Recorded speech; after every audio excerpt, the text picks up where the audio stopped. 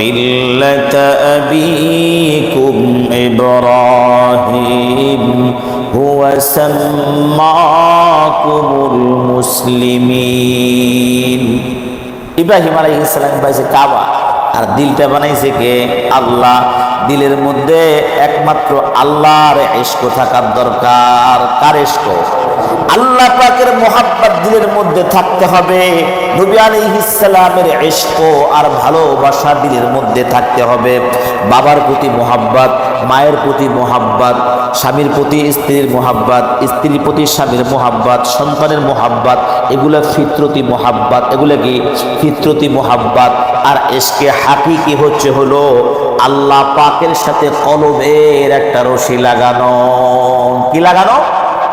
এই কলবটা আল্লাহ পাক ভিন্ন কোনো ব্যক্তি বা বস্তুর জন্য বানায় নাই। এই কলবের মধ্যে তুমি ভিন্ন কোনো বস্তুকে জায়গা দিতে পারবা না।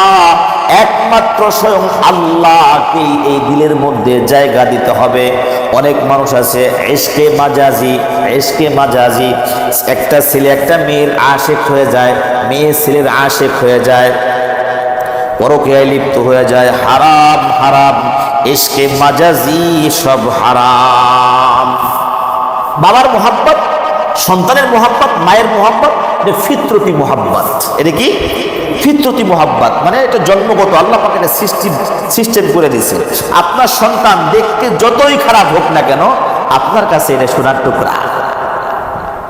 আপনার মায়ের চেহারা আপনার যতই খারাপ হোক না কেন, দাঁত তিনটে ভেঙে গেছে, নাক কাটতে গেছে, এক চোখ কানা হয়ে গেছে, কান একটা নাই, তারপরও পৃথিবীর মধ্যে শ্রেষ্ঠ মা হলো আপনার মা। তাই না? তাই তো? আমার মা সেরা, আমার মা সেরা। এই ফিতরতি আল্লাহ পাক এটা সিস্টেম করে দিছে যে তোমার আর একটা সুন্দর, অনেক সুন্দর, দেখতে সুন্দর, সব কিছুই তার সুন্দর, কিন্তু আপনার ছেলে মোহাব্বত আপনার কাছেই বেশি, আর একজনের টানা। আপনার ছেলের, আমার সন্তানের মোহাব্বত আমার দিলের মধ্যে যেরকম, আপনার সন্তানের প্রতি এরকম মোহাব্বত আমার হবে না। ফিতরতি ভাবে আল্লাহ পাক আপনার সাথে আপনার সন্তানের লাগাই দিচ্ছে, খুশি লাগাই। এটা ফিতরতি মোহাব্বত, এটা আপনি সহায়তে পারবেন না। কিন্তু আপনি কোনো বেগানা নারীর সাথে আপনি এসকে মানে মোহাব্বতে জড়ায় গেছেন, কোনো বস্তুর সাথে আপনি মোহাব্বতে জড়ায় গেছেন, না না, এটা করণ যাব না। এই ভালোবাসাটা দিলের টান থাকবে কার সাথে? একমাত্র আল্লাহ পাকের সাথে থাকতে হবে। কার সাথে? আল্লাহু আকবার। কার সাথে? এই দিলটা কি বানাইছে? কে বানাইছে? আল্লাহ বানাইছে দিলটা। বাস, এই দিলের মানে রশি লাগানো থাকবে আল্লাহর সাথে। বাস, চক্ষু বন্ধ হবে, লা ইলাহা ইল্লাল্লাহ, লা ইলাহা ইল্লাল্লাহ। নাই কেহ আল্লাহ সারা, নাই প্রভু আল্লাহ সারা, নাই কেহ আল্লাহ সারা, নাই প্রভু আল্লাহ সারা। আল্লাহ ছাড়া কেউ নাই, আল্লাহ একমাত্র আপন। এই জন্য দিলের মধ্যে কার মোহাব্বত বসাইতে হবে? আল্লাহ পাকের মোহাব্বত বসাইতে হবে। কার মোহাব্বত? আল্লাহ পাকের মোহাব্বত, আল্লাহ পাকের মোহাব্বত। আল্লাহু আকবার। এই জন্য বলতেছিলাম যে মোহাব্বত, যার সাথে যার মোহাব্বত আছে, মোহাব্বত ভালোবাসা হয়। মোহাব্বত যদি হয়, মোহাব্বতের মানুষ যদি একটা ফুল দিয়ে আঘাত করে, এটা কলিজায় যায় আঘাতটা লাগে। কোথায়? কলিজায় যায় লাগে। অন্য অন্য মানুষ হাজারো কথাবার্তা বলে অসুবিধা নাই, মোহাব্বতের মানুষ যখন একটু বাঁকা কথা কয়, দিলের মধ্যে কলিজায় যায় লাগে। আর বললে হাজার মানুষ কইলে অসুবিধা নাই, তুই কইলি গেল লেগে, তোরটাই তো আমার বেশি ব্যথা লাগছে, তোরটাই কি আমার বেশি ব্যথা লাগছে। ও মেরা দোস্ত, আমার আপনার নবী জনাবে মুহাম্মদুর রাসূলুল্লাহ সাল্লাল্লাহু আলাইহি ওয়াসাল্লামকে আল্লাহ পাক বলেন হাবিব, আমার হাবিব।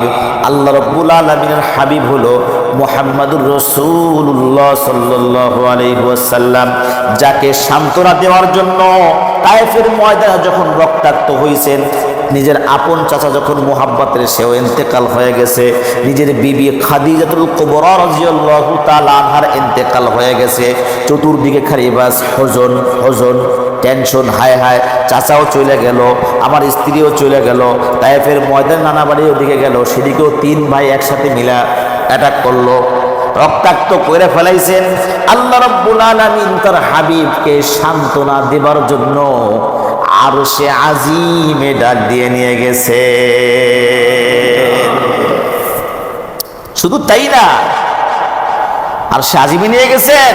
আল্লাহু আকবার, আল্লাহু আকবার, আল্লাহু আকবার।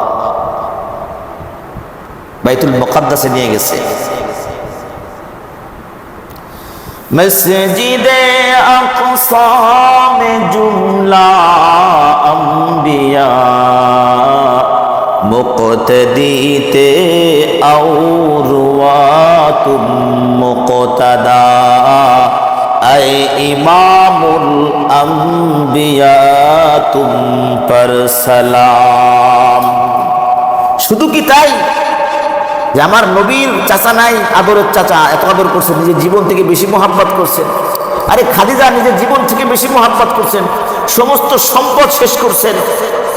আর তায়েফের ময়দানে তিনটা গ্রুপ মিলা, তিন ভাইয়ের তিন গ্রুপটা মিলা আমার নবীর রক্তাক্ত করছো। আহা, দুনিয়ার কেউ আর সান্ত্বনা দেওয়ান লাগবো না। আল্লাহ পাক বলতেছেন আমি রব আমার হাবিবকে সান্ত্বনা দেওয়ার জন্য আরশে আজিমে নিয়ে আসবো। এর আগে নবী আলাইহিস সালামকে বাইতুল মুকাদ্দাসে নিয়ে গেছেন, বাইতুল মুকাদ্দাসে একত্র করছেন সমস্ত নবী এবং রসুল। পৃথিবীর শুরু থেকে নিয়ে নবী আলাইহিস সালাম পর্যন্ত, শেষ নবী পর্যন্ত সমস্ত এবং রসুলদেরকে বাইতুল মুকাদ্দাসের মধ্যে জমায়েত করা হয়েছে। সমস্ত নবী এবং রসুল উপস্থিত। এমন তো অবস্থায় জিবরিল আলাইহিস সালাম বলতেছেন, হাত ধরে বলতেছেন কদ্দিম ইয়া রাসূলুল্লাহ, ইয়া রাসূলুল্লাহ। মসজিদের কানায় কানায় লোকজন ভরা। নবী আলাইহিস সালাম তো কাউকে চেনেন না। মসজিদের মধ্যে কোনো জায়গা নাই, একটা জায়গা খালি আছে, সেটা হলো ইমামতির জায়গাটা। কোন জায়গাটা খালি? মনে করেন আজকে জুমার সময় বয়ানে উঠছি কয়টায়? 12, 12:30 সাধারণত উঠি। এখন এখানে হাজার হাজার মুসল্লি যদি আইসা যায়, মসজিদ এখানে ভরে গেলে বারান্দায় পরে 2তলা 3তলা 4তলা ছাদ ভেবে যাবে তো, তারপর বাহিরে। এখানে কেউ বসবে এসে? হ্যাঁ বসবে? এখানে কেউ বসবে না, বসবে? বসবে না। আহা, মসজিদ ভরা, বাইতুল মুকাদ্দাস ভরা, কাতার লাইন সোজা করে পুরা মসজিদ ভরা, জায়গা খালি নাই। একমাত্র একটা জায়গা খালি আছে, সেটা হলো কোনটা? ইমামতির জায়গাটা খালি। এমন তো অবস্থায় জিবরিল আলাইহিস সালাম নবী আলাইহিস সালামের হাত মুবারক ধরে বলতেছেন কদ্দিম ইয়া রাসূলুল্লাহ, সামনে আগায়া যান ইয়া রাসূলুল্লাহ, আপনি 2 রাকাত নামাজের ইমামতি করেন। নামাজ যখন শেষ হয়ে গেল, নবী আলাইহিস সালাম বলতেছেন নামাজ তো শেষ, এরা কারা? কাউরে তো চিনি না। ইয়া রাসূলুল্লাহ, কাউকে চিনেন না?